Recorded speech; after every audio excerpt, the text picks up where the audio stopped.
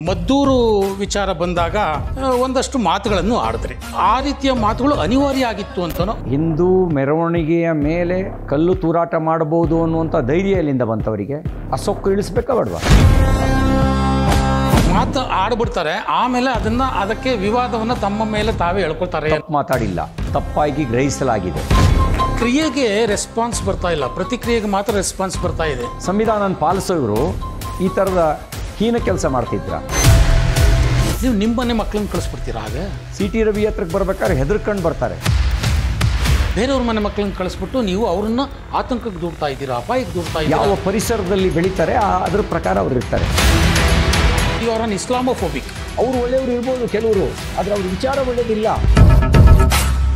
ಧರ್ಮವನ್ನು ನೀವು ರಾಜಕಾರಣಕ್ಕೆ ಬಳಸ್ಕೊಳ್ತೀರಿ. ಧರ್ಮ ಬೇಕೇ ಬೇಕು. ಸಿದ್ದರಾಮುಲ್ಲಾ ಖಾನ್ ಅಂತ ಹೇಳೋದ್ರ ಮುಖಾಂತರ ಸಿದ್ದರಾಮಯ್ಯನವರು ಇನ್ನೊಂದಷ್ಟು ಬಲಗೊಂಡ್ರ. ರಾಜಕೀಯ ಲಾಭಕ್ಕಾಗಿ ಜಾತೀಯತೆಯನ್ನ ಪ್ರೋತ್ಸಾಹಿಸ್ತಾರೆ.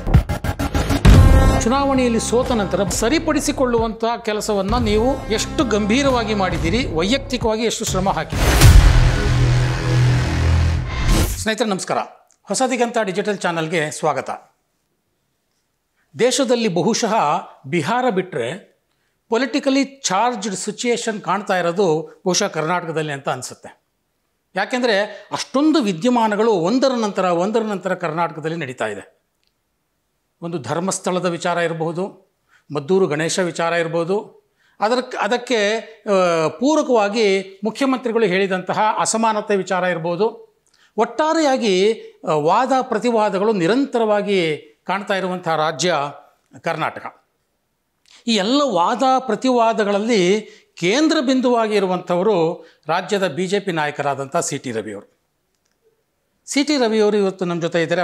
ಅವರಿಗೆ ನಾನು ಈ ಕಾರ್ಯಕ್ರಮಕ್ಕೆ ಸ್ವಾಗತವನ್ನು ಬಯಸ್ತೀನಿ. ನಮಸ್ಕಾರ ಸರ್. ನಮಸ್ಕಾರ ಸರ್. ನಾನಾಗಲೇ ಹೇಳಿದಾಗೆ ಈ ಎಲ್ಲ ಹಗರಣಗಳಲ್ಲಿ ಅಥವಾ ಈ ಎಲ್ಲ ವಾದ ವಿವಾದಗಳಲ್ಲಿ ನೀವು ಮುಖ್ಯ ಭೂಮಿಕೆಯಲ್ಲಿ ಕಾಣಿಸ್ಕೊಳ್ತೀರಿ. ಅದರಲ್ಲೂ ಮುಖ್ಯವಾಗಿ ಈ ಮದ್ದೂರು ವಿಚಾರ ಬಂದಾಗ ನೀವು ಒಂದು ರೀತಿ ಮುಂಚೂಣಿಯಲ್ಲಿ ನಿಂತ್ಕೊಂಡು ಅಲ್ಲಿ ಒಂದಷ್ಟು ಪ್ರತಿಭಟನೆಗಳನ್ನು ಮಾಡಿದ್ರಿ, ಒಂದಷ್ಟು ಮಾತುಗಳನ್ನು ಆಡಿದ್ರಿ. ನೀವು ಸದಾ ಹೇಳ್ತಿರ್ತೀರಿ, ನನ್ನ ಮಾತಿಗೆ ಫಿಲ್ಟರ್ ಇಲ್ಲ, ನಾನು ಮಾತಾಡಿದ್ದನ್ನು ಆಡ್ಬಿಡ್ತೀನಿ ಅಂತ. ಸೊ ಅಲ್ಲಿ ಬಂದಂತಹ ಒಂದು ಮಾತು, ಫಿಲ್ಟರ್ ಇಲ್ಲದಿಂದ ಬಂದಂತಹ ಮಾತು, ಆಮೇಲೆ ನಿಮ್ಗೇನಾದರೂ ಅನ್ನಿಸ್ತಾ ಸರ್, ನಾನು ಈ ರೀತಿ ಆಡಬಾರ್ದಾಗಿತ್ತು ಅಂತನೋ, ಅಥವಾ ಆಡಿದ್ದು ಸರಿ ಅಂತನೋ, ಅಥವಾ ಆ ರೀತಿಯ ಮಾತುಗಳು ಅನಿವಾರ್ಯ ಆಗಿತ್ತು ಅಂತನೋ ಏನಾದರೂ ಅನ್ನಿಸ್ತಾ ಅಂತ? ನಾನು ನಿನ್ನೆನೂ ಒಂದು ಮಾತು ಹೇಳಿದ್ದೀನಿ. ಪೂರ್ವಾರ್ಧವನ್ನು ಗ್ರಹಿಸದೆ ಉತ್ತರಾರ್ಧದ ಬಗ್ಗೆ ಅರ್ಥೈಸ್ಲಿಕ್ಕೆ ಹೋದರೆ ತಪ್ಪು ಅರ್ಥ ಬರುತ್ತೆ. ಪೂರ್ವಾರ್ಧವನ್ನು ಗ್ರಹಿಸಿ ಉತ್ತರಾರ್ಧವನ್ನು ಅರ್ಥೈಸಿದರೆ ಅವಾಗ ಸರಿಯಾದ ಅರ್ಥ ಬರುತ್ತೆ. ಭಾರತ ಸರ್ಕಾರ ಪೆಹಲ್ಗಾಮ್ ದಾಳಿಗೆ ಪ್ರತಿಕಾರವಾಗಿ ಏನು ಮಾಡ್ತು? ಆಪರೇಷನ್ ಸಿಂಧೂರ ಮಾಡ್ತು. ಪೆಹಲ್ಗಾಮ್ ದಾಳಿಗೆ ಪ್ರತಿಕಾರವಾಗಿ ನಾನು ಹೇಳಿದ ಮಾತು ಅದೇನೆ. ಗಣೇಶೋತ್ಸವದ ಮೆರವಣಿಗೆ ಮೇಲೆ ಕಲ್ಲು ತೂರಾಟ ಮಾಡಿದ್ರೆ, ಪೆಟ್ರೋಲ್ ಬಾಂಬ್ ಹಾಕಿದರೆ, ಗಣೇಶನ ವಿಗ್ರಹದ ಮೇಲೆ ಅಥವಾ ಹಿಂದೂ ದೇವತೆಗಳ ವಿಗ್ರಹದ ಮೇಲೆ ಉಗಿದ್ರೆ, ಪಾಕಿಸ್ತಾನ್ ಜಿಂದಾಬಾದ್ ಅಂತಂದರೆ ಸಹಿಸಿಕೊಳ್ಳುವ ಕಾಲ ಮುಗಿದಿದೆ. ಇನ್ನೇನಿದ್ರೂ ಅದಕ್ಕೆ ಪ್ರತಿಕ್ರಿಯೆ ಬರುತ್ತೆ. ಪ್ರತಿಕ್ರಿಯೆ ನಿಮಗಿಂತ ಜೋರಾಗಿ ಕೊಡ್ಲಿಕ್ಕೆ ಬರುತ್ತೆ ಅಂತ ಹೇಳಿದ್ದೀನಿ. ತಪ್ಪೇನಿದೆ ಇದರಲ್ಲಿ? ನಾನು ಹೇಳಿದ ತಪ್ಪು ಅನ್ನೋದಾದರೆ, ಪೆಹಲ್ಗಾಮ್ಗೆ ಆಪರೇಷನ್ ಸಿಂಧೂರ ಮಾಡಿದ್ದು ತಪ್ಪು ಅಂತ ಹೇಳ್ತಾರೆ ಕೆಲವರು. ನೀವು ನೆಟ್ಟಗಿದ್ದರೆ ಎಲ್ಲವೂ ನೆಟ್ಟಗಿರುತ್ತೆ. ನೀವು ಅಡ್ಡಾದಿಡ್ಡಿ ಆದರೆ ನಿಮಗೆ ಬುದ್ಧಿ ಕಲಿಸೋಕ್ಕೂ ಬರುತ್ತೆ. ನಿಮಗೆ ಅರ್ಥ ಆಗೋ ಭಾಷೆಯಲ್ಲಿ ಬುದ್ಧಿ ಕಲ್ಸಕ್ಕೆ ಬರುತ್ತೆ, ಕಲಿಸ್ತೀವಿ. ಅಂದರೆ ಆಡಿದಂಥ ಮಾತುಗಳಲ್ಲಿ ಕೆಲವು ಪದಗಳಲ್ಲಿ ಒಂದಷ್ಟು ಆಕ್ಷೇಪಣೆಗಳು ಬಂದು ಏನಿಲ್ಲ. ನಾನು ಹೇಳಿದ್ನಲ್ಲ, ಪೂರ್ಣ ಗ್ರಹಿಸಿದರೆ ಯಾರ ಬಗ್ಗೆ ಮಾತಾಡಿದ್ದೀನಿ? ಭಾರತ್ ಮಾತಾ ಕಿ ಜೈ ಅನ್ನೋರ ಬಗ್ಗೆ ಮಾತಾಡಿಲ್ಲ. ಸೌಹಾರ್ದತೆ ಇರಬೇಕು ಅನ್ನೋರ ಬಗ್ಗೆ ಮಾತಾಡಿಲ್ಲ. ಸೌಹಾರ್ದತೆ ಕದಡಬೇಕು ಅನ್ನೋರಿಗೆ ಮಾತಾಡಿದ್ದೇನೆ. ಹಿಂದೂ ಮೆರವಣಿಗೆಯ ಮೇಲೆ ಕಲ್ಲು ತೂರಾಟ ಮಾಡಬಹುದು ಅನ್ನುವಂಥ ಧೈರ್ಯ ಎಲ್ಲಿಂದ ಬಂತವರಿಗೆ? ಆ ಸೊಕ್ಕು ಇಳಿಸ್ಬೇಕಾ ಬೇಡವಾ? ಆ ಸೊಕ್ಕು ಯಾವುದರಿಂದ ಇಳಿಯುತ್ತೆ? ಓಲೈಸೋದ್ರಿಂದ ಇಳಿಯುತ್ತಾ ಆ ಸೊಕ್ಕು? ಆ ಸೊಕ್ಕು ಓಲೈಸೋದ್ರಿಂದ ಇಳಿಯಲ್ಲ. ಸೊಕ್ಕು ಇಳಿಸೋದಕ್ಕೆ ಅವರಿಗೆ ಅರ್ಥ ಆಗೋ ಭಾಷೆಯಲ್ಲಿ ಹೇಳಿದರೆ ಮಾತ್ರ ಇಳಿಯುತ್ತೆ. ಅವರಿಗೆ ಅರ್ಥ ಆಗೋ ಭಾಷೆಯನ್ನು ಉಪಯೋಗಿಸಿದ್ದಾನೆ. ನೀವು ಮಾತಾಡಿರೋದನ್ನು ಈಗಲೂ ನೀವು ಸಮರ್ಥನೆ ಮಾಡ್ಕೊತೀರಿ? ಈಗಲೂ ಮುಂದೆನೂ ಸಮರ್ಥನೆ ಮಾಡ್ಕೋತೀನಿ, ಈಗಲೂ ಸಮರ್ಥನೆ ಮಾಡ್ಕೋತೀನಿ. ಓಕೆ. ಪ್ರವಾದಿ ಕುರಿತಾಗಿ ಇರುವ ಸತ್ಯವನ್ನು ಹೇಳಿದ್ದಕ್ಕೆ ಸತ್ತನ್ ಸೆ ಜೂಡ ಅಂತ ಅವ್ರು ಹೇಳ್ಬೋದು ಅನ್ನೋದಾದರೆ, ಆಗ ಕರ್ನಾಟಕದಲ್ಲಿರುವಂಥ ಸರ್ಕಾರ ಸೋಮೋಟೋ ಕೇಸ್ ದಾಖಲಿಸ್ತಾ ಅವ್ರು ಹೇಳ್ಬೋದಾಗಿರೋದಾದರೆ, ಅವರಿಗೆ ಅರ್ಥ ಆಗೋ ಭಾಷೆಯಲ್ಲಿ ನಾವು ಹೇಳಬೇಕಲ್ಲ, ಅದನ್ನೇ ಹೇಳಿದ್ದೀನಿ. ಅಂದರೆ ಸಿ ಟಿ ರವಿಯವರು ಮಾತು ಆಡ್ಬಿಡ್ತಾರೆ, ಆಮೇಲೆ ಅದಕ್ಕೆ ವಿವಾದವನ್ನು ತಮ್ಮ ಮೇಲೆ ತಾವೇ ಹೇಳ್ಕೊಳ್ತಾರೆ ಅನ್ನುವಂಥ ಒಂದಷ್ಟು ಅನೇಕ ಉದಾಹರಣೆಗಳನ್ನು ಜನಸಾಮಾನ್ಯರು ಕೂಡ ಕೊಡ್ತಾರೆ. ಅದು ಹಿಂದೆ ಲಕ್ಷ್ಮೀ ಹೆಬ್ಬಾಳ್ಕರ್ ಅವರ ಮಾತಿನಲ್ಲಿ ಅದು ನಿಜನೋ ಸುಳ್ಳು, ಅದು ದಟ್ ಈಸ್ ಡಿಫ್ರೆಂಟ್.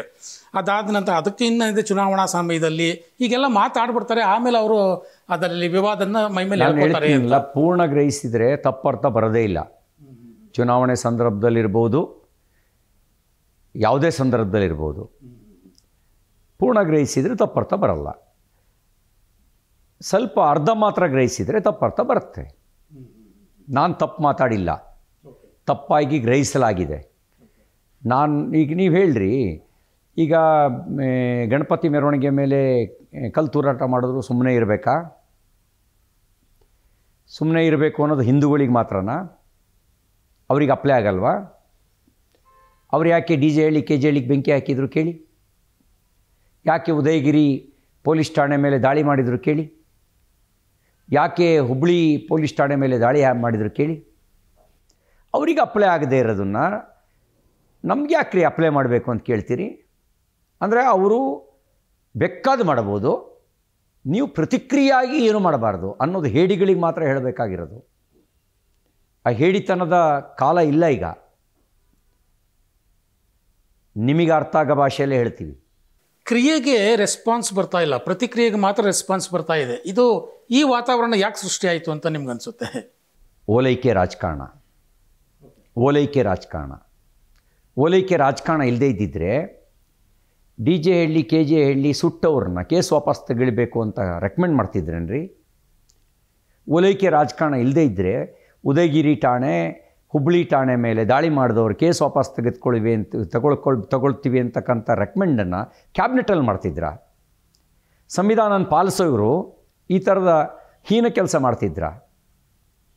ಇಲ್ಲಿರೋದು ಓಲೈಕೆ ರಾಜಕಾರಣದಿಂದ ದೇಶ ತುಂಡಾಯಿತು. ಓಲೈಕೆ ರಾಜಕಾರಣದಿಂದ ಕೋಮುಗಲಭೆಗಳು ಹೆಚ್ಚಾಗ್ತಾ ಇರೋದು. ಓಲೈಕೆ ರಾಜಕಾರಣ ಎಷ್ಟು ದಿನ ನಡೆಸ್ತೀರಿ?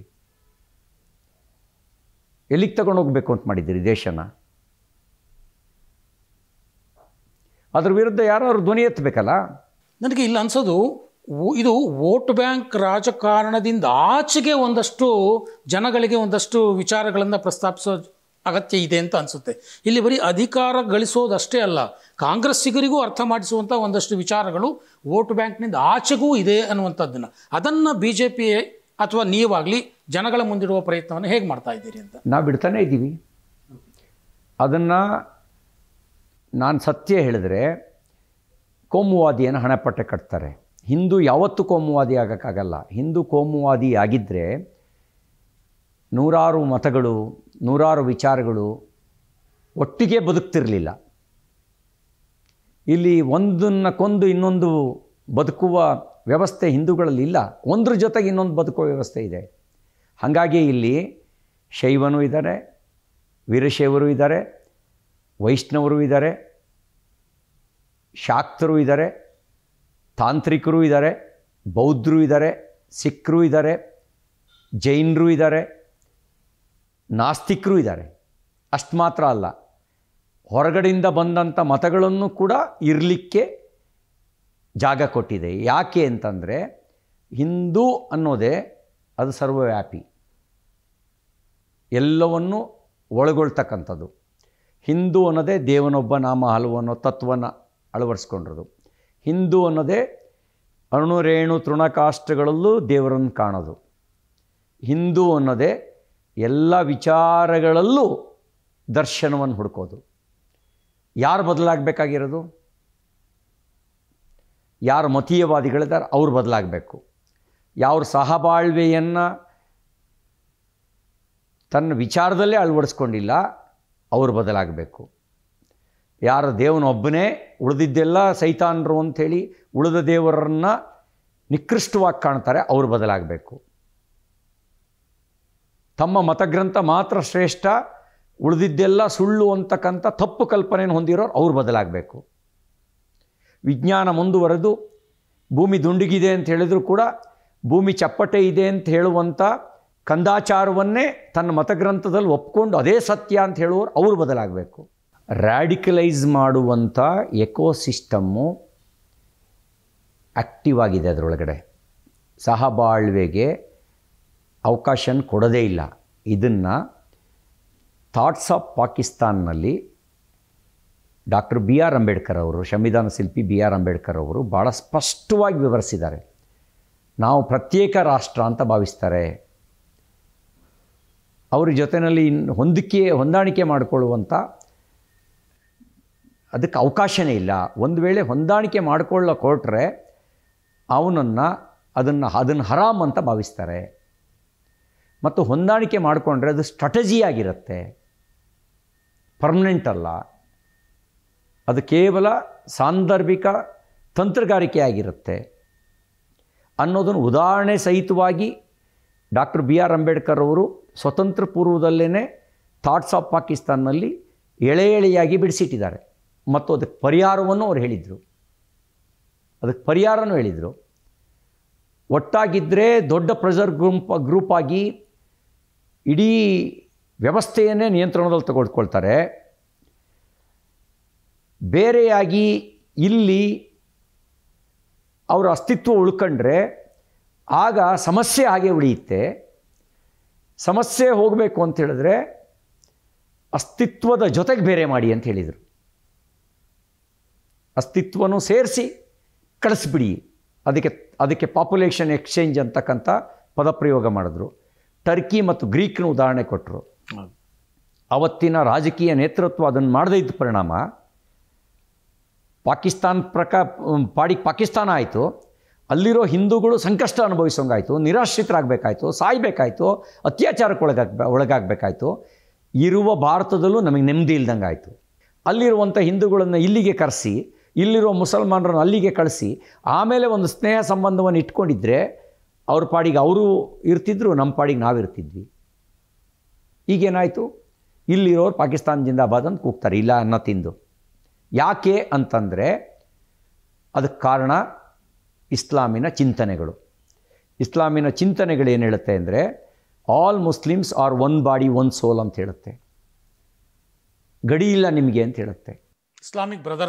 ಇಸ್ಲಾಮಿಕ್ ಬ್ರದರ್ಹುಡ್ ಅಂದರೆ ಇಡೀ ಮುಸ್ಲಿಮಿಗೆ ಒಂದೇ ಆತ್ಮ, ಒಂದೇ ದೇಹ, ನಿಮಗೆ ಗಡಿ ಇಲ್ಲ ಅಂತ ಹೇಳುತ್ತೆ. ಅದಕ್ಕೆ ಟರ್ಕಿ ಸುಲ್ತಾನ್ನ ಪದಚ್ಯುತಗೊಳಿಸಿದರೆ ಇಲ್ಲಿ ಕಣ್ಣೀರು ಹಾಕಿ ಹಿಂದೂಗಳನ್ನು ಸುಟ್ಟರು. ಇಸ್ರೇಲ್ ಪ್ಯಾಲೆಸ್ತೇನ್ ಮೇಲೆ ಆಕ್ರಮಣ ಮಾಡಿದ್ರೆ ಇಲ್ಲಿ ಬಂದು ಬೀದಿಗೆ ಇಳಿದು ಕೊಂಬುಗಲಭೆ ಮಾಡ್ತಾರೆ. ಯಾಕೆ ಅಂದರೆ ಈ ಇಸ್ಲಾಮಿಕ್ ಥಾಟ್ಸ್, ಈ ಚಿಂತನೆಯನ್ನು ಅರ್ಥ ಮಾಡಿಕೊಳ್ಳದೆ ನೀವು ಮುಸಲ್ಮಾನರ ನಡುವೆ ವ್ಯವಹರಿಸಲಿಕ್ಕೆ ಸಾಧ್ಯ ಇಲ್ಲ. ಈ ಚಿಂತನೆ ಎಲ್ಲಿವರೆಗೂ ಬದಲಾಗಲ್ಲ ಅಲ್ಲಿವರೆಗೂ ಸಮಸ್ಯೆ ಶಾಶ್ವತವಾಗಿರುತ್ತೆ. ಈ ವಿಚಾರಗಳನ್ನು ನೀವು ಜನರ ಮುಂದೆ ಇಡುವಾಗ ಪದೇ ಪದೇ ಆರೋಪಗಳು ನಿಮ್ಮ ಮೇಲೆ, ಸಿಟಿ ರವಿಯವ್ರ ಮೇಲೆ, ಅಥವಾ ಯಾವುದೇ BJP ನಾಯಕರು ಅಥವಾ ಹಿಂದುತ್ವದ ಸಂಘಟನೆಗಳ ನಾಯಕರ ಮೇಲೆ ಆರೋಪ ಬರೋದು ಏನು ಅಂತಂದರೆ, ನೀವು ನಿಮ್ಮ ಮನೆ ಮಕ್ಕಳನ್ನ ಕಳಿಸ್ಬಿಡ್ತೀರಾ, ಹಾಗೆ ಬೇರೆಯವ್ರ ಮನೆ ಮಕ್ಕಳನ್ನ ಕಳಿಸ್ಬಿಟ್ಟು ನೀವು ಅವರನ್ನು ಆತಂಕಕ್ಕೆ ದೂಡ್ತಾ ಇದ್ದೀರಾ, ಅಪಾಯಕ್ಕೆ ದೂಡ್ತಾ ಇದ್ದೀರಾ ಅನ್ನುವಂಥ ಆರೋಪಗಳು ಈಗಲ್ಲ, ಶಿವಮೊಗ್ಗ ಶ್ರೀಹರ್ಷ ಕೊಲೆ ಆದ ಸಂದರ್ಭದಿಂದಲೂ ಅಥವಾ ಅದರ ಹಿಂದಿನಿಂದಲೂ ಕೇಳ್ಕೊಂಡೇ ಬರ್ತಾ ಇದೆ. ಅದಕ್ಕೆ ನಿಮ್ಮ ಉತ್ತರ ಏನು? ನನ್ನ ಮನೆ ಮಕ್ಕಳು ಜೊತೆಗೆ ಇಡೀ ದೇಶ ತಯಾರಾಗಬೇಕು. ಇಲ್ಲದೇ ಇದ್ದರೆ ನನ್ನ ಮಕ್ಕಳು ಉಳಿಯಲ್ಲ, ನಿಮ್ಮ ಮಕ್ಕಳು ಉಳಿಯಲ್ಲ, ಸಿದ್ದರಾಮಯ್ಯನವ್ರ ಮಕ್ಕಳು ಉಳಿಯಲ್ಲ.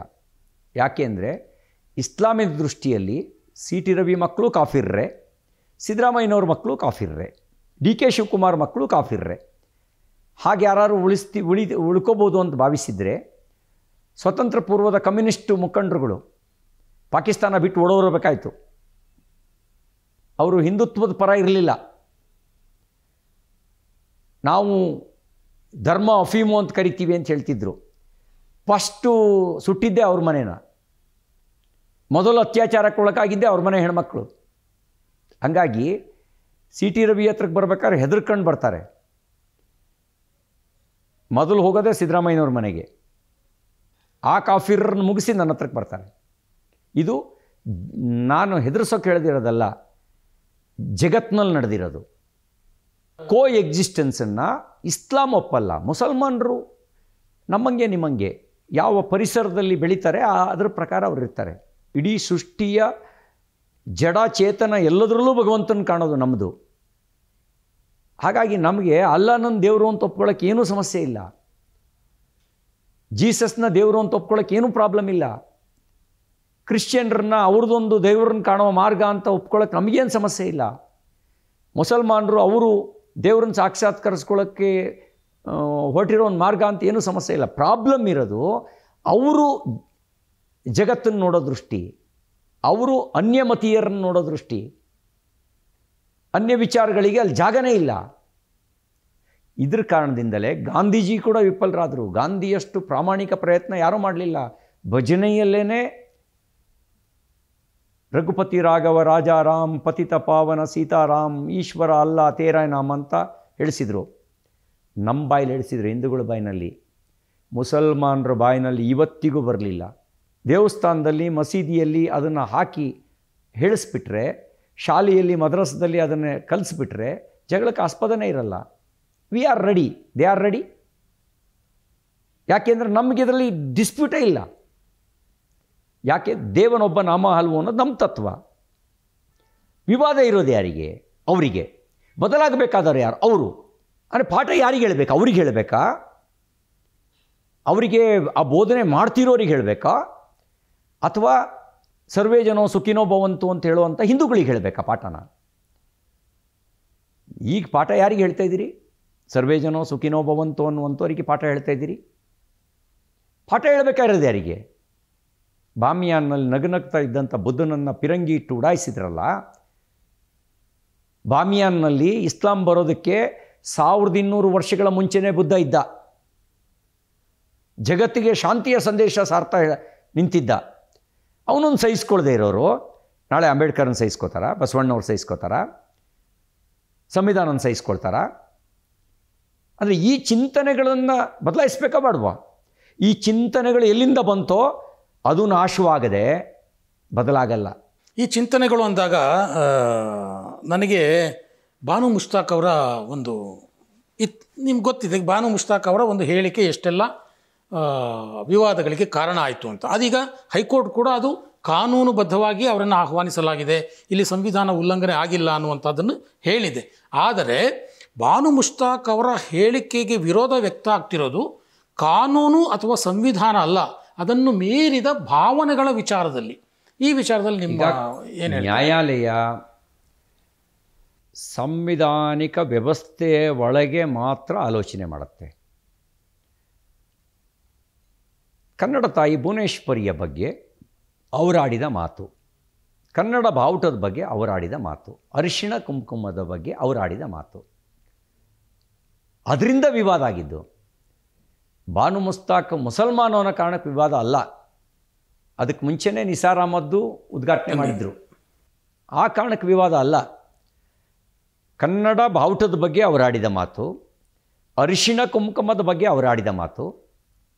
ಕನ್ನಡ ತಾಯಿ ಭುವನೇಶ್ವರಿ ಅಭಿಮಾನ ದೇವತೆ. ನಮಗೆ ಮೆರವಣಿಗೆ ಆಗೋದು ಕನ್ನಡ ತಾಯಿ ಭುವನೇಶ್ವರಿಯ ಮೆರವಣಿಗೆ ಆಗೋದು ದಸರಾದಲ್ಲಿ. ಅದಕ್ಕೆ ಮುಂಚೆ ರಾಜರು ಕೂತ್ಕೊಳ್ತಾ ಇದ್ದರು. ಸ್ವತಂತ್ರ ಬಂದ ನಂತರ ರಾಜರ ಜಾಗದಲ್ಲಿ ಕನ್ನಡ ತಾಯಿ ಭುವನೇಶ್ವರಿಯನ್ನು ನಾವು ಮೆರವಣಿಗೆ ಮಾಡ್ತೀವಿ. ಅಂದರೆ ಇದ್ರ ಬಗ್ಗೆ ಇರುವಂಥ ಅವರ ಭಾವನೆ ಇದೆಯಲ್ಲ, ಅದರಿಂದ ವಿವಾದ. ಏನು ಅಂದ್ಕೊಂಡ್ಬಿಟ್ಟಿದ್ದಾರೆ? ಇಲ್ಲ ಇಲ್ಲ ಮುಸಲ್ಮಾನು ಬಾನು ಮುಸ್ತಾಕ್ ಅದಕ್ಕೆ BJPಯವರು ವಿರೋಧ ಮಾಡ್ತಿದ್ದಾರೆ. ಅಲ್ಲ, APJ ಅಬ್ದುಲ್ ಕಲಾಮನ್ನು ತಲೆ ಮೇಲೆ ಹೊತ್ತು ಮೆರೆಸಿದವ್ರು ನಾವು. ನೆನ್ನೆ ಒಂದು ಸಂದರ್ಶನದಲ್ಲೂ ಹೇಳಿದೆ, ಅಬ್ದುಲ್ ಹಮೀದ್ ನಿಮಗೆ ಗೊತ್ತಿಲ್ಲ, ಅಬ್ದುಲ್ ಹಮೀದ್ನ ಬಗ್ಗೆ ಶಾಖೆಯಲ್ಲಿ ಕಥೆ ಹೇಳಿದರು, RSS ಶಾಖೆಯಲ್ಲಿ. ಆಶ್ಚರ್ಯ ಅನಿಸ್ಬೋದು ಕೆಲವರಿಗೆ. ಅವನ ದೇಶಭಕ್ತಿಯ ಕಥೆಯನ್ನು RSS ಶಾಖೆಯಲ್ಲಿ ಹೇಳಿದ್ದು ನಮಗೆ. ಅಸ್ಫಾಕುಲ್ಲಾ ಖಾನ್ ಕತೆ ಕೇಳಿದ್ದು ನಾವು RSS ಶಾಖೆಯಲ್ಲಿ. ಇನ್ನೊಂದು ಆರೋಪ ಇದೆ, ನೀವು ಇಸ್ಲಾಮಿನ ಬಗ್ಗೆ ಬರೀ ನೆಗೆಟಿವ್ ಆಗಿ ಯೋಚನೆ ಮಾಡ್ತೀರಿ. ಯು ಆರ್ ಅನ್ ಇಸ್ಲಾಮೋಫೋಬಿಕ್.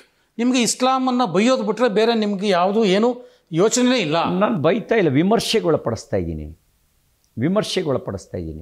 ಬೈತಾ ಇಲ್ಲ. ವಿಮರ್ಶೆ ಬೈತೀರಿ ಅಂತ ಯಾಕೆ ಅನ್ಕೋತೀರಿ? ವಿಮರ್ಶೆಗೊಳಪಡಿಸ್ತಾ ಇದ್ದೀನಿ. ಈ ಹಿಂದೂ ಧರ್ಮ ವಿಮರ್ಶೆಗೆ ಒಳಗಾಗಿಲ್ವಾ? ಹಿಂದೂ ಧರ್ಮ ಕಾಲ ಕಾಲಕ್ಕೆ ಬದಲಾಗ್ತಾ ಇರುತ್ತೆ. ಉಪನಿಷತ್ತಿನ ಕಾಲದಿಂದಲೂ ನಮ್ಮ ವೇದಗಳಲ್ಲಾಗಲಿ, ಉಪನಿಷತ್ತುಗಳಲ್ಲಾಗಲಿ, ವಚನಗಳಲ್ಲಾಗಲಿ ಮನುಕುಲವನ್ನು ಕುರಿತು ಚಿಂತಿಸಿದ್ದಾರೆ, ವಿಶ್ವವನ್ನು ಕುರಿತು ಚಿಂತಿಸಿದ್ದಾರೆ, ಸೃಷ್ಟಿಯನ್ನು ಕುರಿತು ಚಿಂತಿಸಿದ್ದಾರೆ. ಮತೀಯ ವಿಚಾರಗಳ ಬಗ್ಗೆ ಚಿಂತನೆ ಇಲ್ಲ ಅಲ್ಲಿ. ನಮ್ಮಲ್ಲಿ ದೋಷಗಳಿರ್ಬೋದು, ನಮ್ಮ ವಿಚಾರದಲ್ಲಿ ದೋಷ ಇಲ್ಲ. ಅಲ್ಲ, ಹಂಗಿಲ್ಲ, ಅವ್ರ ವಿಚಾರದಲ್ಲೇ ದೋಷ ಇದೆ. ಅವರು ಒಳ್ಳೆಯವರು ಇರ್ಬೋದು ಕೆಲವರು, ಆದರೆ ಅವ್ರ ವಿಚಾರ ಒಳ್ಳೆಯದಿಲ್ಲ. ವಿಮರ್ಶೆಗೊಳಪಡಿಸದೇ ಇದ್ದರೆ ನಿಮಗೆ ಯಾವಾಗ ಬುದ್ಧಿ ಬರುತ್ತೆ? ಜಗತ್ತಿನ 30ಕ್ಕೂ ಹೆಚ್ಚು ಮೂಲ ಸಂಸ್ಕೃತಿಗಳು ನಾಶವಾದ ಮೇಲೂ ಕೂಡ ಅದನ್ನು ವಿಮರ್ಶೆಗೊಳಪಡಿಸದೇ ಇದ್ದರೆ ಈ ಕಡೆ ಅವಕಾಶ ನಿಮಗೆ. ಈಗ ನೀವು ಇರೋದನ್ನು ಉಳಿಸ್ಕೊಳ್ಳೋಕ್ಕಾದ್ರೂ ವಿಮರ್ಶೆಗೊಳಪಡಿಸಿ. ಇದನ್ನೆಲ್ಲ ಹೇಳೋಕೆ ಹೊರಟಾಗ BJP ಮೇಲೆ ಅಥವಾ CT ರವಿ ಅವ್ರ ಮೇಲೆ ಆರೋಪ ಏನು ಅಂತಂದರೆ, ನಿಮಗೆ ಧರ್ಮ ಬಿಟ್ಟು ಬೇರೆ ಏನು ಇಲ್ಲವೇ ಇಲ್ಲ, ಧರ್ಮವನ್ನು ನೀವು ರಾಜಕಾರಣಕ್ಕೆ ಬಳಸ್ಕೊಳ್ತೀರಿ. ನಿಮಗೇನಂದರೆ ಧರ್ಮ ಅಂದರೆ ಏನು? ಜಗತ್ತಿನ ಎಲ್ಲ ಒಳ್ಳೆಯದು ಸೇರಿದ್ರೆ ಧರ್ಮ ಆಗತ್ತೆ, ಕೆಟ್ಟದ್ರ ಒಟ್ಟು ಮೊತ್ತ ಅಧರ್ಮ ಆಗತ್ತೆ. ಧರ್ಮ ಬೇಕೇ ಬೇಕ್ರಿ. ಮತೀಯ ವಿಚಾರಗಳು ಬೇರೆ, ಧರ್ಮ ಬೇರೆ. ಮತೀಯ ವಿಚಾರಗಳು ಕ್ಲಾಶ್ ಮಾಡ್ಬೋದು, ಧರ್ಮ ಕ್ಲಾಶ್ ಮಾಡಲ್ಲ. ಈಗ ಇಸ್ಲಾಂ ಒಂದು ಮತೀಯ ವಿಚಾರ, ಅದರಿಂದ ಕ್ಲಾಶ್ ಆಗ್ತಾ ಇದೆ. ಅವರು ಧರ್ಮನ ಅಳವಡಿಸ್ಕೊಂಡ್ರೆ ದಯೆಯೇ ಧರ್ಮದ ಮೂಲ ಆಗುತ್ತೆ. ದಯೆಯೇ ಧರ್ಮದ ಮೂಲವಯ್ಯ, ದಯೆ ಇಲ್ಲದ ಧರ್ಮ ಅದಾವುದಯ್ಯ. ಎಲ್ಲಿದೆ ದಯೆ ಇಸ್ಲಾಂ ಒಳಗೆ? ಸಿದ್ದರಾಮಯ್ಯನವ್ರು ಹೇಳ್ತಾರೆ, ಪೈಗಂಬರ್ ಅಂತಂದರೆ ಶಾಂತಿ, ಹಿಂದೂ ಅಂತಂದರೆ ಹಿಂಸೆ ಅಂತ ಯಾವುದೋ ಒಂದು ವೈರಲ್ ಆಗಿದೆ ಅವರ. ಅಂದರೆ ಇದು ಒಂದು ಅಜ್ಞಾನ, ಇಲ್ಲ ಜಾಣತನ, ವೋಟ್ ಪಡೆಯುವ ಜಾಣತನ, ಇಲ್ಲ ಇಸ್ಲಾಮಿನ ಬಗ್ಗೆ ಇರೋ ಅಜ್ಞಾನ. ಮುಸಲ್ಮಾನರೇ ಹೇಳೋದಿಲ್ಲ, ಅವ್ರು ಜಹಾದ್ ಕರೆ ಕೊಡ್ತಾರೆ, ಇವರು ಶಾಂತಿ ಅಂತಾರೆ. ಇಸ್ಲಾಂ ಹೆಸರಿನಲ್ಲಿ ನಡೆದ ಹಿಂಸೆಗಳು ಅದು ಶಾಂತಿಯುತವಾಗಿಲ್ಲ ಅನ್ನೋದನ್ನು ಐತಿಹಾಸಿಕ ಘಟನೆಗಳು ಹೇಳ್ತವೆ. In the name of Islam ಜಗತ್ತಿನ 32 ನಾಗರಿಕತೆಗಳು ನಾಶವಾಗಿದ್ದಾವೆ. ಕೋಟ್ಯಾಂತರ ಜನರು ಇಸ್ಲಾಮಿನ ಖಡ್ಗಕ್ಕೆ ಬಲಿಯಾಗಿದ್ದಾರೆ. ಇದು ಇತಿಹಾಸ. ಹೇಗೆ ಶಾಂತಿಯಾಗತ್ತೆ? ಎಲ್ಲಿದೆ? ಯಾರು ಶಾಂತಿಯ ಬಗ್ಗೆ ಬೋಧಿಸಿದ್ದಾರೆ? ಪೈಗಂಬರೇ ಬೋಧಿಸಲಿಲ್ಲ. ಎಲ್ಲಿ ಬೋಧಿಸಿದ್ದಾರೆ? ಅವರು ಮೆಕ್ಕಾ ಮೇಲಿನ ದಾಳಿ ಶಾಂತಿಯ ಪ್ರತೀಕನ? ಮೆಕ್ಕಾದಲ್ಲಿದ್ದಂಥ ಮೂಲ ಸಂಸ್ಕೃತಿಯ ನಾಶ ಶಾಂತಿಯ ಪ್ರತೀಕನ? ಆಮೇಲೆ ಸುಲ್ತಾನರು ಇಸ್ಲಾಮನ್ನು ವಿಸ್ತರಿಸಿದ್ದು ಶಾಂತಿಯ ಬೋಧನೆ ಮೂಲಕನ? ಭಾರತಕ್ಕೆ ಕಾಲಿಟ್ಟಿದ್ದು ಮೀರ್ ಕಾಸಿಂ ಮೂಲಕ, ಶಾಂತಿಯ ಮೂಲಕನ ಕಾಲಿಟ್ಟಿದ್ದು? ಶಾಂತಿಯ ಪ್ರತಿಪಾದಕನಾಗಿಯೇ ಗಜ್ನಿ ಬಂದಿದ್ದ, ಗೋರಿ ಬಂದಿದ್ದ, ಮೊಹಮ್ಮದ್ ಬಿನ್ ತೊಗ್ಲಕ್ ಬಂದಿದ್ದ, ಶಾಂತಿಯ ಪ್ರತಿಪಾದಕನಾಗಿಯೇ ಬಾಬರ್ ಬಂದಿದ್ದ, ಔರಂಗಜೇಬ್ ಬಂದಿದ್ದ, ಶಾಂತಿಯ ಪ್ರತಿಪಾದನೆಯನ್ನೇ ಟಿಪ್ಪು ಸುಲ್ತಾನ್ ಮಾಡಿದ್ದ. ಯಾಕೆ ಸುಳ್ಳು ಹೇಳ್ತಾರೆ? ಬೇಕಿದ್ರೆ ಆಧಾರ ಸಹಿತ. ಈಗ ನಾನು ಅದಕ್ಕೆ ವಿಮರ್ಶೆಗೊಳಪಡಿಸಿ ಅಂತ ಹೇಳಿದೆ. ಅಲ್ಲ, ಇದೆಲ್ಲ ಮಾತುಕತೆಗೆ, ಚರ್ಚೆಗೆ ಓಕೆ. ಆದರೆ ನೀವು ಸಿದ್ದರಾಮಯ್ಯನವರನ್ನು ಮೊದಲ ಬಾರಿ ಭಾಳ ಹಿಂದೆನೇ ಸಿದ್ದರಾಮುಲ್ಲಾ ಖಾನ್ ಅಂತ ಹೇಳೋದ್ರ ಮುಖಾಂತರ ಒಂದು ನೆರೆಟಿವನ್ನು ಸೃಷ್ಟಿ ಮಾಡಿದ್ದು ಬಹುಶಃ ನೆರೆಟಿವ್ ಒಂದು ನೀವೇ ಅಂತ ಅನ್ಸುತ್ತೆ. ಒಂದು ವ್ಯಕ್ತಿತ್ವವನ್ನು ವರ್ಣಿಸಿ ನೋಡಿ. ಅವ್ರು ಏನು ಹೇಳ್ತಾರೆ? ನಾನು ಯಾಕೆ ಇದನ್ನು ಮಾತು ಹೇಳ್ತಿದ್ದೀನಿ ಅಂತಂದರೆ, ಸಿದ್ದರಾಮುಲ್ಲಾ ಖಾನ್ ಅಂತ ಹೇಳೋದ್ರ ಮುಖಾಂತರ ಸಿದ್ದರಾಮಯ್ಯನವರು ಇನ್ನೊಂದಷ್ಟು ಬಲಗೊಂಡ್ರಾ ಅನ್ನುವಂಥ ಅನುಮಾನ ನನ್ನದು. ಯಾಕೆ ಅಂತ ಹೇಳ್ತೀನಿ. ಅವರಿಗೆ ಈಗ ಪೂರ್ಣ ರಾಜಕೀಯಕ್ಕೆ ಬಂದರೆ ಈ ನಾವೆಲ್ಲ ಏನು ಮಾತಾಡಿದ್ವಿ ಇಷ್ಟೊತ್ತರೆಗೂ ನೀವು ಮಾತಾಡಿದ್ರಲ್ಲ, ಅದರ ಪರಿಣಾಮಗಳು ರಾಜಕೀಯದಲ್ಲಿ ಕಂಡಾಗ ಸಿದ್ದರಾಮಯ್ಯನವರಿಗೆ OBC ಬೆಂಬಲ ಇದೆ, ಅವರಿಗೆ ಅವರದೇ ಆದ ಸಮಾಜದ ಬೆಂಬಲ ಇದೆ. ಸಿದ್ದರಾಮುಲ್ಲಾ ಖಾನ್ ಅಂತ ಹೇಳೋದ್ರ ಮುಖಾಂತರ ಅವರಿಗೆ ಮುಸ್ಲಿಮರ ಬೆಂಬಲವೂ ಗಟ್ಟಿಯಾಗ್ತಾ ಇದೆ. ಹಾಗಾಗಿ ರಾಜಕೀಯವಾಗಿ ಇನ್ನೂ ಅವರು ಬಲಗೊಳ್ತಾ ಇದ್ದಾರೆ ಅಂತ ಅನ್ನಿಸ್ತಾ ಇಲ್ವಾ? ನೋಡಿ, ನೀವು ಗಮನಿಸಬೇಕಾಗಿರೋದು ಮನುಷ್ಯನ ವ್ಯವಹಾರವನ್ನು, ಮಾನಸಿಕತೆಗಳು ಏನನ್ನು ತೋರಿಸ್ತವೆ? ಅವರು ಹಿಂದೂಗಳಲ್ಲಿ ಅಸಮಾನತೆ ಇದೆ ಅಂದರು. ಹಿಂದೂಗಳಲ್ಲಿರೋ ಅಸಮಾನತೆ ಇದೆ, ಅದನ್ನು ಸರಿಪಡಿಸುವ ನಿರಂತರ ಪ್ರಯತ್ನವೂ ನಡೆದಿದೆ. ಬುದ್ಧ ಮಾಡಿದ್ದು ಅದೇ ಪ್ರಯತ್ನ, ಗುರುನಾನಕ್ ಮಾಡಿದ್ದು ಅದೇ ಪ್ರಯತ್ನ, ಮಹಾವೀರರು ಮಾಡಿದ್ದು ಅದೇ ಪ್ರಯತ್ನ, ರಾಮಾನುಜಾಚಾರ್ಯರು ಶಂಕರಾಚಾರ್ಯರು ಮಾಡಿದ್ದು ಅದೇ ಪ್ರಯತ್ನ, ಬಸವಣ್ಣವರು ಮಾಡಿದ್ದು ಅದೇ ಪ್ರಯತ್ನ, ಕನಕದಾಸರು ಮಾಡಿದ್ದು ಅದೇ ಪ್ರಯತ್ನ. ಆ ಪ್ರಯತ್ನದಲ್ಲಿ ಭಾಗಶಃ ಯಶಸ್ವಿ ಆದರು, ಪೂರ್ಣ ಪ್ರಮಾಣದಲ್ಲಿ ಯಶಸ್ವಿ ಆಗಲಿಲ್ಲ. ರಾಷ್ಟ್ರೀಯ ಸ್ವಯಂ ಸೇವಕ ಸಂಘ ಮಾಡ್ತಿರೋದು ಅದೇ ಪ್ರಯತ್ನ, ಸಮಾನತೆಯನ್ನು ತರಬೇಕು ಅನ್ನೋದೇ ಪ್ರಯತ್ನ. ನಾನು ಸಂಘದ ಶಾಖೆಯಲ್ಲಿ ಕೇಳಿದ ಒಂದು ಗೀತೆ, ಹುಟ್ಟಿನಿಂದಲೇ ಜಾತಿ ಹಣೆಪಟ್ಟಿ ಹಚ್ಚುತ್ತ ಮುಟ್ಟದೆ ಅಟ್ಟುವುದು ಸರಿಯೇ, ಅಂತರಿಕ್ಷಕ್ಕೆ ಅಡಿಯಿಟ್ಟ ನರನಿಂದು ಅಂತರವ ತೋರುವುದು ತರವೇ, ಪ್ರಾಣಿ ಪಕ್ಷಿಯೊಳಿರಿತು ಐಕ್ಯಮತ್ಯದ ಭಾವ ಸಣ್ಣಿರಿವೆ ತೆರೆಸೀತ ಕಣ್ಣ, ಅಣು ಅಣುವ ಸೃಷ್ಟಿ ಮಾಡಿರಲು ಮಹಾದೇವ ಮತ್ತೇಕೆ ಅಸ್ಪೃಶ್ಯ ವರ್ಣ. ಅಂದರೆ ಅಣು ಅಣುವ ಸೃಷ್ಟಿಯನ್ನು ಭಗವಂತ ಮಹಾದೇವ ಮಾಡಿದ್ದಾನೆ, ಮತ್ತ್ಯಾಕೆ ಜಾತಿ ತಾರತಮ್ಯ ಅಸ್ಪೃಶ್ಯ ವರ್ಣ. ಇದು ಸಂಘದ ಶಾಖೆಯಲ್ಲಿ ಕಲಿಸಿದ್ದು ನನಗೆ. ಇದು ಅಸಮಾನತೆಯನ್ನು ಹೊಡೆದಾಕುವಂಥ ಪ್ರಯತ್ನ. ಸಂಘದ ವಿಚಾರ ಬಲವಾಗಿರೋ ಕಡೆಗೆ ಜಾತಿ ಜಗಳ ಇಲ್ಲ. ನೀವು ಬೀದರ್ನಲ್ಲಿ, ಕಲಬುರಗಿಯಲ್ಲಿ, ಮೈಸೂರಿನಲ್ಲಿ ಕಾಣುವಷ್ಟು ಜಾತಿಯ ಜಗಳ ಮಂಗಳೂರಿನಲ್ಲಿ ಕಾಣಲ್ಲ, ಉಡುಪಿಯಲ್ಲಿ ಕಾಣಲ್ಲ. ಯಾಕೆ ಅಂದರೆ ಸಂಘದ ವಿಚಾರ ಪ್ರಬಲವಾಗಿದೆ. ಅಲ್ಲಿ ದೇವಸ್ಥಾನಕ್ಕೆ ಬಿಟ್ಕೊಳ್ಬಾರ್ದು ಅನ್ನುವಂಥ ವಿಚಾರಗಳೇ ಇಲ್ಲ. ದಕ್ಷಿಣ ಕನ್ನಡದಲ್ಲಿ ಎಲ್ರಿಗೂ ಮುಕ್ತವಾಗಿದೆ. ಎಲ್ಲಿ ಜಾತಿವಾದಿಗಳಿದ್ದಾರೆ ಅಲ್ಲಿ ಜಾತಿ ಜಗಳ ಇದೆ, ಅಲ್ಲಿ ಅಸ್ಪೃಶ್ಯತೆ ಇದೆ. ಎಲ್ಲಿ ಹಿಂದುತ್ವ ಪ್ರಬಲವಾಗಿದೆ ಅಲ್ಲಿ ಜಾತೀಯತೆ ಮತ್ತು ಅಸ್ಪೃಶ್ಯತೆ ನಗಣ್ಯ ಅನ್ನೋ ಮಟ್ಟಕ್ಕೆ ಬಂದಿದೆ. ಸಿದ್ದರಾಮಯ್ಯನವರು ವಿರೋಧ ಮಾಡ್ತಿರೋದು ಜಾತಿನಲ್ಲ, ಹಿಂದುತ್ವನ. ಅಂದರೆ ಅವ್ರಿಗೆ ಅಸ್ಪೃಶ್ಯತೆ ಕೊನೆ ಆಗಬಾರ್ದು, ಜಾತೀಯತೆ ಕೊನೆ ಆಗಬಾರ್ದು. ರಾಜಕೀಯ ಲಾಭಕ್ಕಾಗಿ ಜಾತೀಯತೆಯನ್ನು ಪ್ರೋತ್ಸಾಹಿಸ್ತಾರೆ, ರಾಜಕೀಯ ಲಾಭಕ್ಕಾಗಿ ಕ್ರೌರ್ಯವನ್ನೇ ಧಾರಣೆ ಮಾಡಿಕೊಂಡು ಹುಟ್ಟಿರೋದನ್ನು ಶಾಂತಿ ಅಂತ ಬೋಧಿಸ್ತಾರೆ.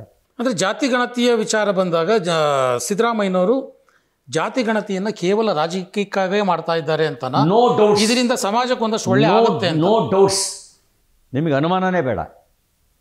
ಆಗಾಗ ಜಾತಿ ಅಂದ ತಕ್ಷಣವೇ ಜನ ತನ್ನ ಜಾತಿ ಮುಖ್ಯ ಅಂತ ಹೊಡ್ತಾರೆ. ಆಗ ತನ್ನ ರಾಜಕೀಯ ಬೇಳೆ ಬೇಯಿಸ್ಕೋಬಹುದು ಅಂಥೇಳಿ. ಅದು ಬಿಟ್ಟರೆ ಅವ್ರ ಬಾಯಿಲಲ್ಲಿ ಯಾವತ್ತಾರು ಒಂದು ಹಿಂದುತ್ವದ ಬಗ್ಗೆ ಮಾತು ಬಂದಿದೆಯಾ ಹೇಳಿ? ಒಂದು ದಿನ ಅವ್ರು ಮಾತಾಡಿದಾರಾ? ಒಂದು ದಿನ ಮಾತಾಡಿಲ್ಲ, ಮಾತಾಡಲ್ಲ.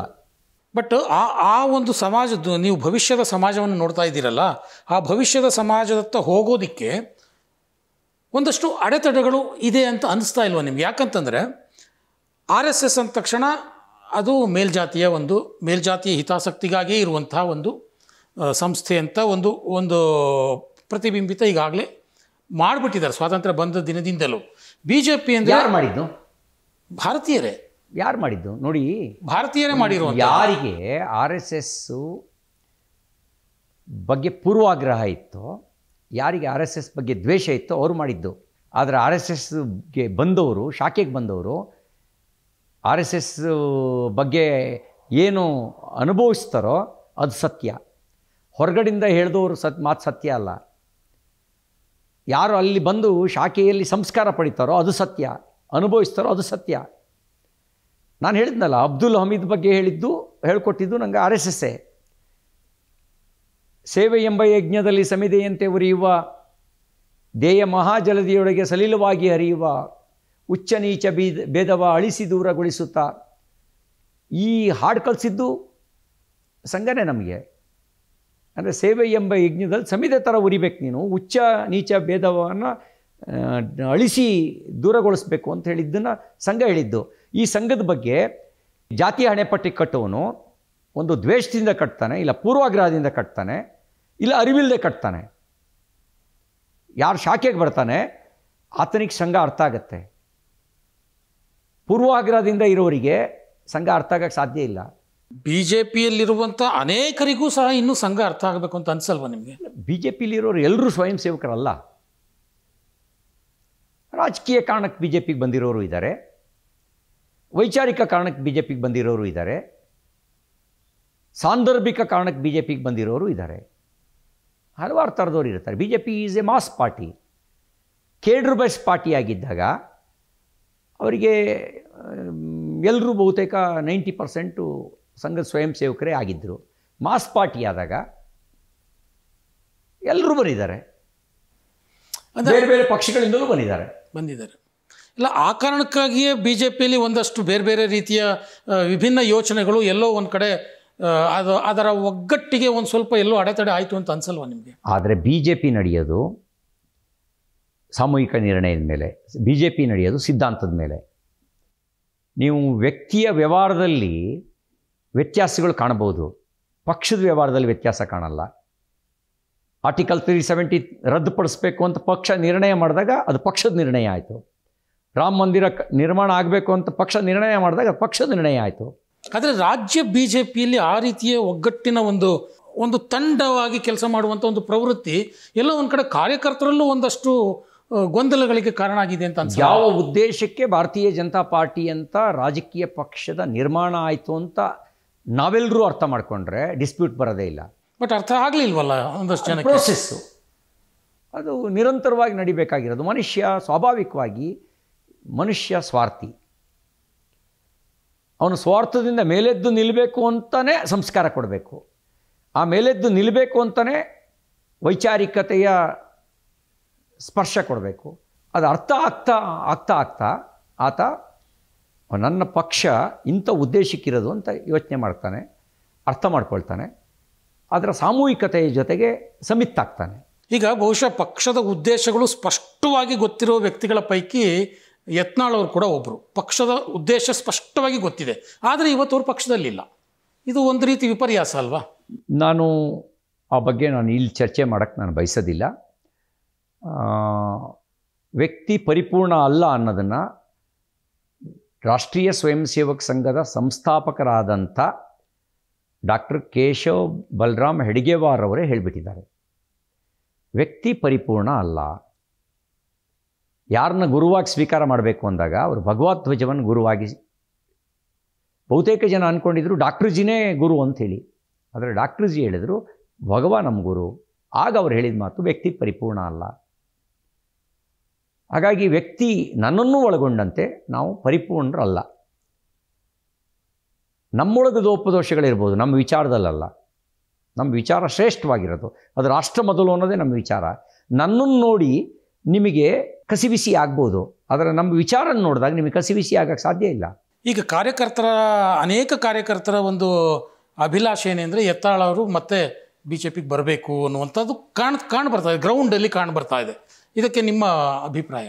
ನಾನು ಈ ಥರದ ವಿಷಯಗಳನ್ನು ಪಕ್ಷದ ವೇದಿಕೆಯಲ್ಲಿ ಚರ್ಚೆ ಮಾಡ್ತೀನಿ, ನಿಮ್ಮ ನಡುವೆ ಅಲ್ಲ, ಸಾರ್ವಜನಿಕವಾಗಿ ಅಲ್ಲ.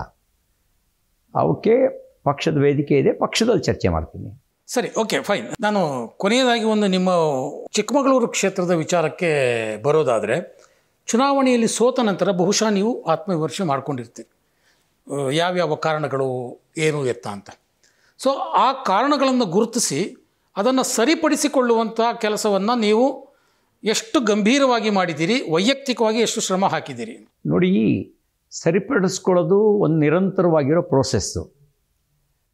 ಸೋಲಿಗೆ 10 ಕಾರಣ ಇದ್ದಾವೆ, ಒಂದು ಕಾರಣ ಅಲ್ಲ. ಇದುವರೆಗೂ ನನಗೆ ಬಿದ್ದ ವೋಟುಗಳಿಗಿಂತ 9,000 ವೋಟ್ ಜಾಸ್ತಿ ಬಿದ್ದಿದೆ ಕಳೆದ ಚುನಾವಣೆಯಲ್ಲಿ.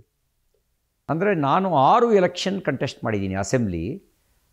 ಹೈಯೆಸ್ಟ್ ವೋಟ್ ತೊಗೊಂಡ್ರದ್ದು ಕಳೆದ ಚುನಾವಣೆ, ಸೋತ ಚುನಾವಣೆ. 6 ಅಸೆಂಬ್ಲಿನಲ್ಲಿ ಒಂದು ನೇರ ಸ್ಪರ್ಧೆ ಆಗಿದ್ದು ಮತ್ತು ಎಲ್ಲ ಪಕ್ಷಗಳು ಒಗ್ಗೂಡಿ 1 ಪಾಯಿಂಟ್ ಪ್ರೋಗ್ರಾಮ್ ಇಟ್ಕೊಂಡಿದ್ದು. ಯಾಕೆ ಅಂದರೆ ನಾನು ಐಡಿಯಾಲಜಿನ ಪ್ರತಿನಿಧಿಸ್ತೀನಿ, ಅಗ್ರೆಸಿವ್ ಇದ್ದೀನಿ, ಅಂಡರ್ಸ್ಟ್ಯಾಂಡಿಂಗ್ ಪೊಲಿಟಿಕ್ಸ್ ಮಾಡಿಲ್ಲ. ಅಂಡರ್ಸ್ಟ್ಯಾಂಡಿಂಗ್ ಪೊಲಿಟಿಕ್ಸ್ ಮಾಡಿದರೆ ನಾನು ಗೆಲ್ಲೋದು ಕಷ್ಟ ಆಗ್ತಿರಲಿಲ್ಲ. ಅದ್ರ ಜೊತೆಗೆ ಅವತ್ತಿನ ಸಂದರ್ಭದಲ್ಲಿ ನಮ್ಮ ಸರ್ಕಾರ ತೆಗೆದುಕೊಂಡ ಕೆಲವು ತೀರ್ಮಾನಗಳು ತಪ್ಪು ಸಂದೇಶವನ್ನು ಜನರ ನಡುವೆ ಕೊಟ್ಟಿದ್ದು. ಅದು ಒಳ ಮೀಸಲಾತಿ, ಗ್ಯಾರಂಟಿ ಅನ್ನುವಂಥ ಒಂದು ಕಾರ್ಡನ್ನು ಕಾಂಗ್ರೆಸ್ ಪ್ರಯೋಗ ಮಾಡಿ ಆಸೆಯನ್ನು ಹುಟ್ಟಿಸಿ ಅದನ್ನು ಸರಿಯಾದ ದೃಷ್ಟಿಯಲ್ಲಿ ಮನವರಿಕೆ ಮಾಡಿಕೊಡೋದ್ರೊಳಗೆ ನಾವು ವಿಫಲರಾಗಿದ್ದು. ನಾನು ಸಮಗ್ರ ದೃಷ್ಟಿಯಿಂದ ನುಡಿದ ಸತ್ಯವನ್ನೇ ತಪ್ಪಾಗಿ ಬಿಂಬಿಸಿದ್ದು. ಈ ಎಲ್ಲವೂ ಸೇರಿ ಚುನಾವಣೆಯಲ್ಲಿ ಸೋತಿದ್ದೇವೆ. ಆದರೆ ನಾನು ಸೋತಿಲ್ಲ, ನನ್ನ ವಿಚಾರ ಸೋತಿಲ್ಲ, ಎಲೆಕ್ಷನ್ನಲ್ಲಿ ಮಾತ್ರ ಸೋತಿದ್ವಿ. ನಮ್ಮ ವಿಚಾರ ಅದು ಐಡಿಯಾಲಜಿ ಕಾರಣಕ್ಕೆ ರಾಜಕಾರಣಕ್ಕೆ ಬಂದಿದ್ದು. ನಮ್ಮ ಕುಟುಂಬದಲ್ಲೇ ಯಾರೂ ರಾಜಕಾರಣದಲ್ಲಿರಲಿಲ್ಲ. ನಾನು BJPಯ ಸದಸ್ಯತ್ವ ಸ್ವೀಕಾರ ಮಾಡಿದಾಗ ದೇಶದಲ್ಲಿ 2 MP ಗಳಿದ್ದರು, ರಾಜ್ಯದಲ್ಲಿ 1 MLA ಇದ್ದರು. BJPನ ಯಾಕೆ ಆರಿಸ್ಕೊಂಡೆ ಅಂದರೆ ಸಿದ್ಧಾಂತದಕ್ಕೆ ಆರಿಸ್ಕೊಂಡಿದ್ದು. ನನ್ನ ಸಿದ್ಧಾಂತಕ್ಕೆ ಸೋಲು ಬರೋಕ್ಕೆ ಸಾಧ್ಯವೂ ಇಲ್ಲ. ಸಿದ್ಧಾಂತಕ್ಕೆ ಸೋಲು ಬಂದರೆ ಅದು ದೇಶ ಸೋಲುತ್ತೆ. ಯಾಕೆಂದರೆ ನಮ್ಮ ಸಿದ್ಧಾಂತನೇ ರಾಷ್ಟ್ರ ಮೊದಲು ಅನ್ನೋ ಸಿದ್ಧಾಂತ. ಹಾಗಾಗಿ ಇದು ಎಲೆಕ್ಷನ್ ಸೋಲು, ಸಿದ್ಧಾಂತದ ಸೋಲಲ್ಲ. ಸೊ ನಿಮ್ಮ ಸೋಲಿಗೆ ಜಾತಿಯೂ ಒಂದು ಕಾರಣ ಆಯಿತು ಅಂತ ನಿಮ್ಗೆ ಅನಿಸಿದ್ದಿದೆಯಾ? ಜಾತಿ ಅನ್ನೋದು ಒಂದು ವಾಸ್ತವಿಕತೆ. ಜಾತಿಯನ್ನು ಎತ್ತಿ ಕಟ್ಟುವ ಕೆಲಸ ನಡೀತು ಎಲೆಕ್ಷನ್ನಲ್ಲಿ. ನಮ್ಮ ಕಾರ್ಯಕರ್ತರು ಅತಿ ವಿಶ್ವಾಸದಲ್ಲಿದ್ವಿ. ಅತಿ ವಿಶ್ವಾಸ ಮುಳುವಾಯಿತು. ಇನ್ನು ಹಲವು ವಿಷಯಗಳಿದ್ದಾವೆ, ಅದನ್ನು ಇಲ್ಲಿ ಹೇಳಕ್ಕೆ ಬರಲ್ಲ. ನಾವು ಆಪ್ತರ ಜೊತೆ ಸಮಾಲೋಚನೆ ಮಾಡ್ಕೊಂಡಿದ್ದೇವೆ. ರಾಜ್ಯ ಮತ್ತು ರಾಷ್ಟ್ರದ ಜವಾಬ್ದಾರಿ ಕಾರಣಕ್ಕೆ ಕ್ಷೇತ್ರದ ಕಡೆ ಗಮನ ಕೊಡೋದು ಕಡಿಮೆ ಆಯಿತು. ಒಳಗೆ ಪಿತೂರಿ ನಡೀತು. ಒಳ ಪಿತೂರಿ ನಡೀದೇ ಇದ್ರೂ ಸೋಲೋ ಪ್ರಶ್ನೆ ಬರ್ತಿರಲಿಲ್ಲ. ನಾನು ಕ್ಷೇತ್ರಕ್ಕೆ ಹೆಚ್ಚು ಗಮನ ಕೊಟ್ಟಿದ್ದರೂ ಕೂಡ ಸಮಸ್ಯೆಗಳು ಅರಿವಿಗೆ ಬರ್ತಿತ್ತು. ಅಟೆಂಡ್ ಮಾಡೋದು, ಅಡ್ರೆಸ್ ಮಾಡೋದು ಸುಲಭ ಆಗ್ತಿತ್ತು. ನಾನು ಪಾರ್ಟಿ ಅಂತೇಳಿ ದೇಶ ರಾಜ್ಯ ಅಂತ ಸೋತಿದೆ. ಆ ಎಲ್ಲ ಸಂದರ್ಭ ಕಾರಣದಿಂದ ಮತ್ತು 10 ಕಾರಣಗಳು ಸೇರಿ ಚುನಾವಣೆ ಸೋತಿದ್ದೇವೆ. ಸೊ ಮುಂದಿನ ಚುನಾವಣೆಯ ಹೊತ್ತಿಗೆ ಇದನ್ನು ಸರಿಪಡಿಸಿಕೊಂಡು ಹೋಗುವಂಥ ವಿಶ್ವಾಸ ನಿಮಗಿದೆ? ಮುಂದಿನ ಚುನಾವಣೆ ಅದು ಪಾರ್ಟಿ ತೀರ್ಮಾನ ಮಾಡಬೇಕು. CT ರವಿ ಎಲ್ಲಿ ನಿಲ್ಲಬೇಕೋ ಬೇಡವೋ ಅದು ಪಾರ್ಟಿ ತೀರ್ಮಾನ ಮಾಡಬೇಕು. ಪಾರ್ಟಿ ಕೆಲಸ ಮಾಡೋದಷ್ಟೇ ನನ್ನ ಕೆಲಸ. ನನ್ನ ಬಗ್ಗೆ ತೀರ್ಮಾನ ಮಾಡೋದು ಪಾರ್ಟಿ. ಪಕ್ಷದ ಕೆಲಸ ಮಾಡ್ತಾ ಹೋಗೋದು. ನಾವು ಸಿದ್ಧಾಂತದ ಕಾರಣಕ್ಕೆ ರಾಜಕಾರಣಕ್ಕೆ ಬಂದಿರೋದು ಅಂತ ಹೇಳಿದ್ನಲ್ಲ, ನಾವು ಆ ಸಿದ್ಧಾಂತದ ಕಾರಣಕ್ಕೆ ಪಾರ್ಟಿ ಕೆಲಸ ಮಾಡ್ತಾ ಹೋಗೋದು. ಹಾಗಾಗಿಯೇ ನಾವು ಕೆಲವನ್ನ ಇರೋದನ್ನು ಹೇಳ್ತೀವಿ. ಇರೋದನ್ನು ಯಾಕೆ ಹೇಳ್ತೀವಿ ಅಂದರೆ ಸಿದ್ಧಾಂತದ ಕಾರಣಕ್ಕೆ ಬಂದಿರೋದ್ರಿಂದ. ನನಗೂ ಹಾನಿಯಾದರೂ 100 ಜನ ಎಚ್ಚೆತ್ಕೊಳ್ತಾರೆ, ಹೌದಾ ಅಂತ ಯೋಚನೆ ಮಾಡ್ತಾರೆ. ಅವರು ವಿಮರ್ಶೆ ಮಾಡಲಿ ಅಂತ ಹೇಳೋದು ನಾನು. ಈಗ ನಾನು ಹೇಳಿದ್ದು ಕೆಲವು ಸಂಗತಿನ ಇಸ್ಲಾಂ ಬಗ್ಗೆ ಹೇಳಿದೆ. ವಿಮರ್ಶೆ ಮಾಡಿ, ನಿಮಗೆ ವಿಮರ್ಶೆ ಮಾಡೋದಕ್ಕೆ ಮುಕ್ತ ಅವಕಾಶ ಇದೆ ಇವತ್ತು. ಸುಳ್ಳಾಗಿದ್ದರೆ ನನ್ನ ಮಾತನ್ನ ತೆಗೆದುಹಾಕಿ, ಸತ್ಯ ಆಗಿದ್ದರೆ ಎಚ್ಚರ ವಹಿಸಿ, ಉಳಿದವ್ರನ್ನೂ ಜಾಗೃತರನ್ನಾಗಿ ಮಾಡಿ. CT ರವಿಯವರು ರಾಜ್ಯಾಧ್ಯಕ್ಷ ಸ್ಥಾನದ ಆಕಾಂಕ್ಷಿಯಾಗಿದ್ದರು ಅನ್ನೋದು ನಿಜನ ಸುಳ್ಳು ಸರ್? ನಾನು ಯಾವ ಹುದ್ದೆಯ ಆಕಾಂಕ್ಷಿಯಾಗಿಲ್ಲ. ಆಗಿದ್ರಿ ಅಂತ. ನಾನು ಪಕ್ಷದ ಕಾರ್ಯಕರ್ತ, ಅದನ್ನು ಯಾರೂ ಕಿತ್ಕೊಳ್ಳೋಕ್ಕಾಗಲ್ಲ. ಉಳಿದ ಜವಾಬ್ದಾರಿಗಳು ಕಾಲಕ್ಕೆ ಬದಲಾಗ್ತಾ ಇರ್ತವೆ. ನಾವೇನಾದರೂ ಮಾಡಿದ್ರೆ ಅದು ಮೇಲ್ಪಂಕ್ತಿ ಹಾಕಬೇಕು.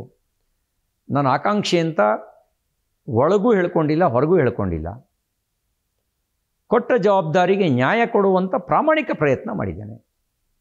ಇನ್ನು ನನಗೆ ಮಹಾರಾಷ್ಟ್ರ, ಗೋವಾ, ತಮಿಳುನಾಡು ಸಂಘಟನಾ ಪ್ರಭಾರಿಯಾಗಿ ರಾಷ್ಟ್ರೀಯ ಪ್ರಧಾನ ಕಾರ್ಯದರ್ಶಿಯಾಗಿದ್ದಾಗ ಜವಾಬ್ದಾರಿ ಕೊಟ್ಟಿತ್ತು. ಚುನಾವಣೆ ದೃಷ್ಟಿಯಿಂದ ಕೇರಳ, ಆಂಧ್ರ, ತೆಲಂಗಾಣ, ಗುಜರಾತು, ಬಿಹಾರು, ಉತ್ತರ ಪ್ರದೇಶ, ಮಧ್ಯಪ್ರದೇಶ ಈ ಎಲ್ಲ ರಾಜ್ಯಗಳಲ್ಲಿ ಕೆಲಸ ಮಾಡಿದ್ದೀನಿ ಚುನಾವಣೆ ದೃಷ್ಟಿಯಿಂದ. ದೆಹಲಿ, ಹರಿಯಾಣ ಇಲ್ಲೆಲ್ಲ ಕೆಲಸ ಮಾಡಿದ್ದೀನಿ ಚುನಾವಣೆ ದೃಷ್ಟಿಯಿಂದ. ಪಕ್ಷ ಎಲ್ಲಿ ಹೇಳುತ್ತೆ ಅಲ್ಲಿ ಕೆಲಸ ಮಾಡೋದು. ಪರ್ಮನೆಂಟ್ ಏನು ಅಂದರೆ ಕಾರ್ಯಕರ್ತ ಅನ್ನೋದು. ಇನ್ನು ಮುಂದಿನ ದಿನಗಳಲ್ಲಿ ಪಕ್ಷದ ಕಾರ್ಯಕರ್ತರು ಯಾವ ರೀತಿಯ CT ರವಿಯನ್ನು ನೋಡ್ತಾರೆ ಅಂತ, ಪಕ್ಷದ ಕಾರ್ಯಕರ್ತರು ಇದುವರೆಗೂ ಏನು ನೋಡ್ಕೊಂಡು ಬಂದಿದ್ದಾನೋ ಅದೇ CT ರವಿನ. ಸಿದ್ಧಾಂತಕ್ಕೆ ಕಟಿಬದ್ಧನಾಗಿರತಕ್ಕಂಥ, ಜನರ ನಡುವೆ ಇರುವಂಥ, ಜನರ ಕಷ್ಟ ಸುಖಕ್ಕೆ ಸ್ಪಂದಿಸ್ತಕ್ಕಂಥ, ಅಭಿವೃದ್ಧಿಗೆ ಆದ್ಯತೆ ಕೊಡ್ತಕ್ಕಂಥ, ಕ್ಷೇತ್ರ, ಜಿಲ್ಲೆ, ರಾಜ್ಯದ ಅಭಿವೃದ್ಧಿಗೆ ಆದ್ಯತೆ ಕೊಡ್ತಕ್ಕಂಥ CT ರವಿನೇ ನೀವು ಮುಂದೆನೂ ನೋಡ್ತಾರೆ. ಸೊ ಧನ್ಯವಾದಗಳು CT ರವಿ ಅವರೇ. ಸಿದ್ಧಾಂತದಿಂದ ಹಿಡಿದು ಚುನಾವಣೆಯವರೆಗೆ ಮತ್ತು ಪಕ್ಷದ ಕಾರ್ಯಕರ್ತರವರೆಗೆ ಸವಿವರವಾಗಿ ನಮ್ಮ ವೀಕ್ಷಕರ ಮುಂದೆ ನಿಮ್ಮ ಮನದಾಳದ ಮಾತುಗಳನ್ನು ಹಂಚಿಕೊಂಡಿದ್ದೀರಿ. ಇಷ್ಟೊತ್ತರೆಗೂ ಮಾತಾಡಿದ್ದಕ್ಕೆ ಧನ್ಯವಾದಗಳು. ನಮಸ್ತೆ. ತಮಗೆ ತಮ್ಮ ಮೂಲಕ ದರ್ಶಕರಿಗೂ ಕೂಡ ಧನ್ಯವಾದಗಳನ್ನು ಹೇಳ್ತೇನೆ. ನಮಸ್ಕಾರ.